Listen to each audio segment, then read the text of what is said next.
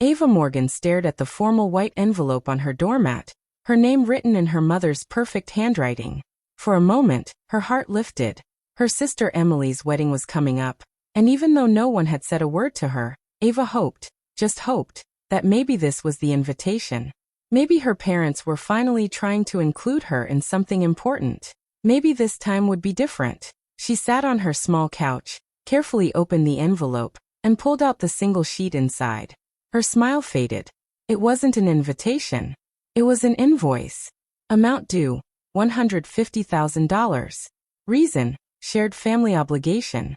Ava blinked hard, thinking she had read it wrong. She read it again slowly. It didn't change. Her parents were billing her, actually billing her for Emily's wedding. At the bottom of the page, in her father's sharp handwriting, it said, "You benefited from our support for many years.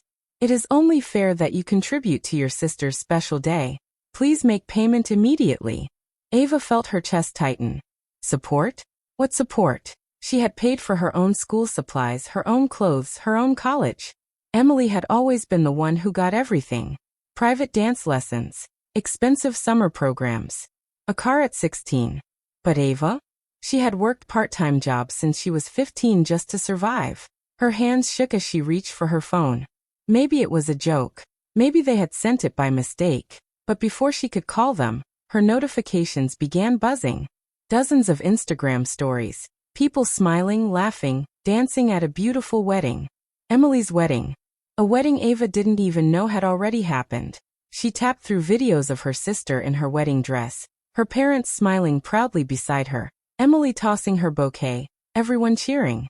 Ava wasn't in a single photo. She hadn't been invited at all. Her breath caught.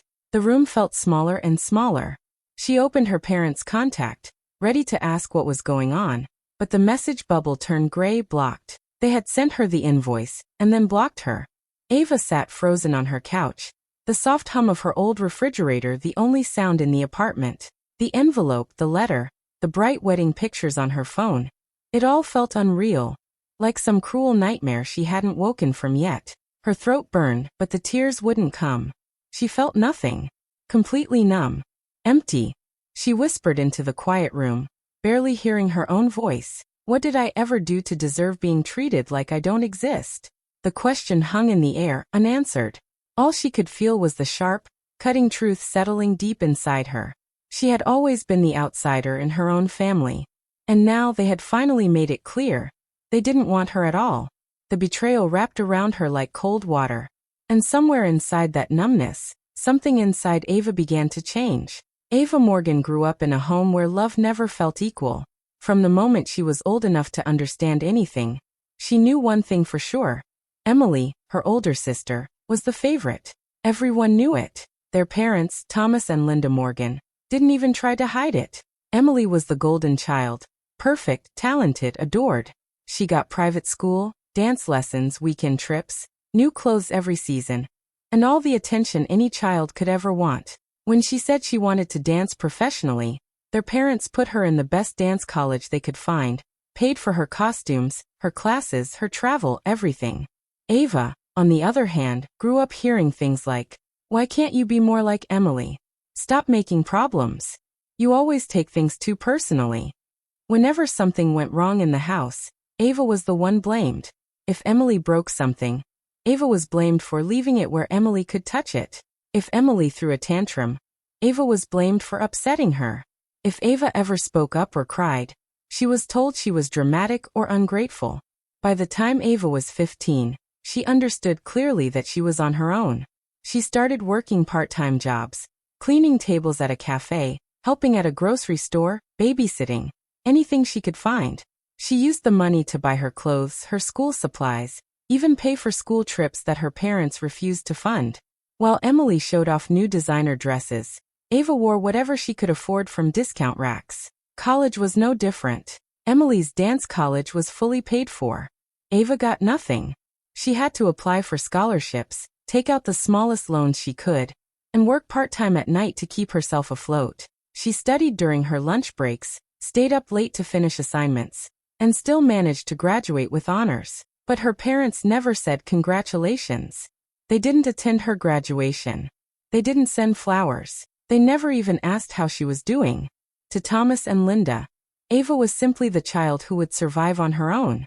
They believed she didn't need help because she never asked, and they believed Emily deserved everything because Emily was special. Years later, not much had changed. Ava now worked as a junior financial analyst. The job sounded impressive, but the pay wasn't great. After rent, bills, and groceries, she barely had anything left over. Still, she was proud of herself. She had built her life without depending on anyone, not even the people who were supposed to love her first. She lived in a small but clean apartment with second-hand furniture. She cooked simple meals, budgeted carefully, and tried her best to stay stable. Every morning, she took the bus to work, smiling politely at strangers, blending into the quiet existence she had created. Her relationship with her parents was distant but polite. They called her on holidays. Or rather, they called her when they had time after spending the whole day with Emily. When they spoke to Ava, the conversations were short and cold. How's work? Still renting? You should try harder. We're busy, talk later. And of course, every call ended with updates about Emily. Her dance shows, her new clothes, her new opportunities, her boyfriend, her life. Ava listened, pretending it didn't hurt. Deep down, she hoped things might change one day. She tried reaching out more in the past year, sending small messages, offering to visit. But each time her mother said, "This weekend isn't good," or "Emily has a performance," or "maybe next time." There was always something more important than her. Ava told herself she was used to it, but the truth was she felt exhausted, emotionally drained. Being treated like the lesser child had carved deep wounds inside her. She often wondered if something was wrong with her. Was she unlovable? Was she the problem? Why didn't her own parents want her? Still, she didn't break. Ava had a quiet strength that no one saw. She was resilient. She kept moving forward even when life felt unfair. She worked hard, paid her bills, stayed kind, and tried to build a future that didn't depend on anyone's approval. But the loneliness followed her everywhere. At night, when the apartment was silent and the city lights glowed outside her window, she felt the emptiness in her chest, the feeling of being forgotten, overlooked, and unwanted. What was at stake for Ava wasn't money or family titles. It was her dignity, her sense of worth, her identity. Every interaction with her parents reminded her of the same painful message. You are less. You don't matter. She didn't know it yet, but her world was about to crack open. And everything she believed about her family, about herself, was about to be challenged in the most painful way. Ava sat at her small kitchen table with the $150,000 invoice in front of her, reading it over and over again. Her hands were trembling, but she forced herself to open her laptop. She didn't want to call her parents. They would ignore her or talk over her. Email felt safer. She typed slowly, her fingers heavy. Hi Mom and Dad. I just received an invoice for Emily's wedding. Is this a mistake? Please let me know. Ava. She read it twice before hitting send. It was calm, polite, respectful. Far more respectful than the paper sitting on her table deserved. She waited all afternoon, checking her inbox every few minutes, hoping for a simple explanation. Maybe they sent it to her by accident. Maybe it wasn't meant for her. Maybe they didn't mean to block her on their phones. But that hope disappeared when their reply finally arrived. It was cold, short, heartless. Your sister deserves the wedding of her dreams. You've benefited enough. It's time you give back. No greeting. No explanation. No kindness. Just blame. Just another reminder that Emily mattered and Ava did not. Ava stared at the message, feeling her chest tighten. Benefited? From what? She had paid her own way through life. She had worked since she was 15. She had taken care of herself because they never did. The more she read the email, the more something inside her began to crack. For the first time, Ava felt a heavy fear rising in her stomach, not because of the invoice, but because something about her parents' confidence bothered her. They wrote the message as if she owed them something huge, as if they believed she had taken from them. But she hadn't. So where was that confidence coming from? Her thoughts raced as she opened her bank app, then her credit report website. She hadn't checked her credit score in months, maybe even a year. She typed in her information, waited for the page to load, and nearly stopped breathing when the results appeared. There were loans. Several loans. Old ones. Years old. Taken out when she was in college. Her name. Her social security number. Her identity. But she had never seen them before. A chill ran through her body. She clicked on each loan history, scanning the details. The addresses, the timelines, the sudden increases. It didn't take long for her to piece it together. Her parents had taken out loans in her name, without her permission, to fund Emily's life, her dance programs, her college housing, her expensive showcases, even some luxury purchases. Ava's heart pounded so loudly she could hear it in her ears. She felt sick, betrayed, used. All these years, she had thought she was struggling because life was hard, because she had started with nothing, because she was the tough one. But no, she had been struggling because her own parents had tied weights to her ankles and watched her drown. The truth hit her like a punch to the chest. They didn't just neglect her. They didn't just ignore her. They had taken from her. On purpose. Ava closed her eyes, breathing slowly, trying not to fall apart. The invoice suddenly made sense. They didn't see her as a daughter. They saw her as a resource, a tool to fix their problems and fund Emily's dreams. Her hands curled into fists. For the first time in her life, the pain inside her turned into something new. Anger. Not wild anger. Not yelling or screaming, but a quiet, steady anger that burned deep and strong. A kind of anger that whispered, "Enough." Ava opened her eyes. She stared at the invoice, then at the email, then at the credit report filled with lies. She had spent her whole life bending, shrinking, trying to be easy, trying not to upset anyone. Not anymore. That was the moment everything changed. Ava made a silent promise to herself. She would no longer let them use her. She would no longer be the family's sacrifice. She would fight back. And for the first time, she felt the start of something she hadn't felt in years: strength. Ava spent the night sitting on the floor of her apartment, going through every credit record she could find. With every document she opened, the truth became clearer and more painful. Her parents had used her identity to secure loans again and again. They had borrowed money in her name for Emily's dance programs, her travel costs, her apartment, even her clothes. The more Ava read, the more her stomach twisted. They didn't care if it ruined her future. They didn't care if she spent the rest of her life paying for debts she didn't make. To them, Ava was just someone they could use. The next morning, she couldn't stay silent anymore. She called Emily. Emily answered on the first ring, sounding annoyed. "What do you want, Ava?" "I'm Buse." Ava took a shaky breath. "You knew, didn't you? About the loans. About the money they took in my name." There was a short silence, then Emily laughed, actually laughed. "Of course I knew," she said. "Mom and Dad did what they had to do. My dance career was important." Ava felt her heart drop. "So ruining my credit, putting me in debt, none of that mattered?" Emily sighed loudly, as if Ava was being dramatic. "Ava, you were never the daughter they wanted. You know that. I was the one with talent. I was the one who made them proud. You should be happy you could help, even if it wasn't on purpose." Ava felt tears sting her eyes, but she refused to let them fall. "Help. You call identity theft help?" Emily's voice grew sharper. "Stop complaining. You've always been such a burden.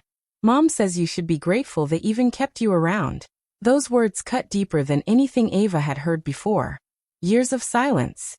Years of staying quiet. Years of swallowing her pain to keep the peace. It all came boiling up at once. "You're cruel," Ava snapped. "And they're cruel. You all used me. You all lied to me. And now you expect me to pay for your wedding? You think I'll keep letting you walk over me?" Emily laughed again. "What can you do, Ava? You're powerless." Ava hung up before she said something she would regret. Her hands were shaking, her chest tight, but inside her anger continued to grow. Later that afternoon, her phone rang again. It was her manager from work. "Hi Ava," he said gently. "We received an alert about your credit accounts. Is everything okay? This could affect your security clearance." Ava's heart sank. Her job, her one stable thing, was now in danger. I'm dealing with something," she said quietly. "It wasn't me. I didn't take the loans." Her manager paused. "Please resolve it quickly. Otherwise, HR will have to get involved." Ava nodded even though he couldn't see her. "I will." After the call ended, She felt as if the walls were closing in. Her job, her finances, her family. Everything was falling apart. But she refused to collapse. Not this time. She searched online for legal advice and made an appointment with a lawyer. When she sat down in his office the next day and explained what happened, he listened carefully, his expression growing more serious with each detail. "Ava," he said firmly, "what your parents did is fraud. Identity theft. It's a crime. You have every right to report it, and every right to fight back." Hearing those words made Ava's breath catch. She had known it was wrong, but hearing a professional say it gave her strength. "So I'm not overreacting?" she asked, her voice small. "No," the lawyer said. "You've been abused financially for years." A mixture of heartbreak and anger rose in her chest. She had wanted her parents' love so badly. She had wanted to believe she mattered to them. But they had used her, lied to her, and now they were destroying her future. When she confronted her parents through email again, demanding answers, they responded with insults. "You're ungrateful. After everything we've done for you. Stop acting like a victim. Emily deserved better. You should be happy you could help." Every line felt like a slap. They didn't deny what they did. They didn't apologize. They didn't care. They only tried to twist her feelings, to make her question herself, to make her believe she was the problem, just like they always had. Ava closed her laptop and pressed her hands against her face, trying to breathe. She felt the emotional weight crushing her. Anger, sadness, betrayal, confusion, all swirling inside her at once. For a moment, she felt herself slipping, falling into the familiar darkness of self-blame. But then she remembered something her lawyer said. "This is not your fault." She wiped her eyes, straightened her back, and took a long, steady breath. She wasn't going to break. She wasn't going to let them control her life anymore. Even though she was hurting, even though she was scared, Ava made a decision. She would fight. She would protect herself. She would not be their victim any longer. The pain was still there, but now it was mixed with determination. During the legal investigation, Ava sat across from her lawyer as he reviewed documents, records, and old files connected to her parents. She expected to find more financial lies, maybe more loans. She was prepared for that. But nothing prepared her for what her lawyer said next. "Ava, I found something else. Something important." She looked up, confused. "About the loans?" He shook his head slowly. "About your family." Her heart skipped. "What do you mean?" He turned his screen toward her. "According to these records, Thomas Morgan is not your biological father." Ava froze. For a moment, she didn't understand the words. "What?" The lawyer pointed at the documents. "Your birth certificate was updated when you were very young. There's another name listed first, a man who is not Thomas. It seems Thomas became your legal father later." Ava felt the room spin. Thomas wasn't her father? That meant everything she believed about her family was incomplete. Her voice trembled. "My mother never told me. She never said anything." The lawyer nodded gently. "And based on the timeline, it looks like your mother and Thomas got together shortly after you were born. It seems Thomas agreed to take you in. Take her in. Like she was a responsibility. A burden." Ava's chest tightened. All the coldness, all the distance, all the favoritism toward Emily. It suddenly made a horrible kind of sense. But the pain didn't stop there. Later that week, Ava confronted Emily, demanding the truth. Emily didn't even look surprised. "Oh, so you finally found out," she said casually. "I've known for years." Ava felt her throat close. "And you never told me? Why would I?" Emily shrugged. "Mom didn't want you to know. You were always different. Not really part of us." Those words hit harder than any insult Ava had ever heard. "Not part of us," Emily continued almost proudly. "That invoice? Mom said it was time for you to move on. She thought if she pushed hard enough, you'd finally disappear." Ava stared at her sister, shocked by how easily she said it. "You all wanted me out?" Emily smiled slightly. "It was for the best." Ava walked away before she broke down in front of her. She went straight to her mother's house, shaking with anger and heartbreak. When Linda opened the door, Ava didn't wait. "Why didn't you tell me the truth?" Ava said, her voice cracking. "Why did you hide who my real father is?" Her mother stiffened. "This isn't the time." "No," Ava said loudly. "You don't get to silence me anymore. Did you resent me because I wasn't Thomas's child? Linda's face tightened. Her hands began to shake. Ava pressed on. Did you hate me because I came from someone else? Is that why you treated Emily like she was everything and treated me like nothing? Linda suddenly burst into tears. Not gentle tears, but broken, messy sobs. I wanted a fresh start, she choked out. You were a mistake, a reminder of my past. I wanted a new life with Thomas, and you didn't fit. Ava felt something inside her shatter. Her mother continued, crying harder. I thought if I pushed you away, you would leave. I thought if Emily had everything, you would stop trying. I didn't want you. Pain stabbed through Ava's chest, deep, sharp, final. But then slowly, a strange calm washed over her. She wasn't the problem. She never had been. She'd spent her whole life believing she wasn't enough, that something was wrong with her. But the truth was simple and devastating. Her family had been broken long before she understood it. Ava stepped back from her mother, feeling lighter and heavier at the same time. She wiped her tears away. I deserved better than all of this, she whispered. And for the first time, she truly believed it. Ava filed a legal case for identity theft and fraud the very next morning. She walked into the courthouse with her lawyer beside her, feeling nervous but stronger than she had felt in years. For the first time, she was choosing herself. She was fighting back. Her lawyer handled everything with confidence. He gathered documents, filed reports, and contacted the credit agencies. He explained each step to Ava, making sure she understood exactly what was happening. She wasn't confused or helpless anymore. She was taking control. When she left the courthouse, she made another important decision. She blocked every member of her family. Her mother, Thomas, Emily, everyone. No more messages. No more hurt. No more pretending things could ever be normal. She had carried the pain of that family for too long. With the case moving forward, Ava focused on fixing her life. Her lawyer contacted the credit bureaus and proved that the loans were taken without her permission. Slowly, her credit score began to rise again. The debts were removed from her name. And after several months, Ava received financial compensation for the damages her parents had caused. The money didn't erase the pain, but it gave her a way to build something new. Ava also started therapy. At first, she didn't know what to say. She sat in the small room, hands in her lap, trying to understand how to begin. But week by week, she opened up. She talked about her childhood, the loneliness, the favoritism, the lies. She talked about feeling invisible, unwanted, and unworthy. And her therapist helped her piece herself back together. She learned that she didn't cause the damage. She learned that she was not the mistake. Step by step, Ava healed. With her credit cleared, she bought her first new car. A small, reliable one in a soft blue color she loved. Driving it felt like freedom, like she was moving forward in life instead of being stuck in the past. She also moved into a better apartment. A brighter, quieter place with clean walls, warm light, and space to breathe. She decorated it slowly, choosing things that made her feel peaceful.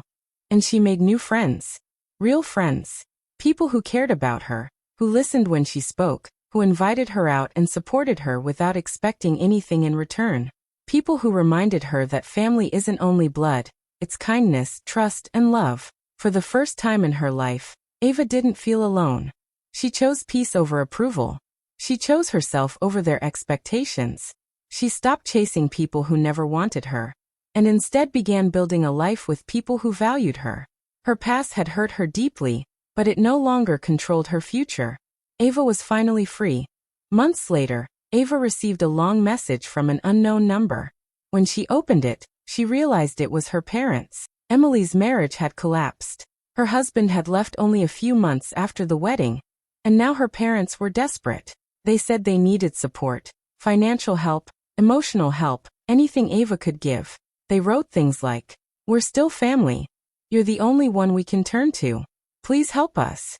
Ava stared at the message for a long moment. A year ago, those words would have broken her heart. She would have tried to fix everything, even if it hurt her. But now, she felt nothing but calm. She took a deep breath, closed the message, and quietly deleted it. No anger, no sadness, no guilt, just peace. Later that night, she sat at her desk in her new apartment and wrote a small note to herself, a reminder she knew she would need on hard days. I was never unworthy. I was just surrounded by people who couldn't love me right. Ava folded the note and placed it in her journal. Then she walked to her window, looked out at the city lights, and felt something new settle inside her. A steady, unshakable strength. Her past was behind her. Her new life was just beginning. Hey friends! Thanks for sticking around till the end. Don't forget to like, comment, and subscribe for more. See you next time.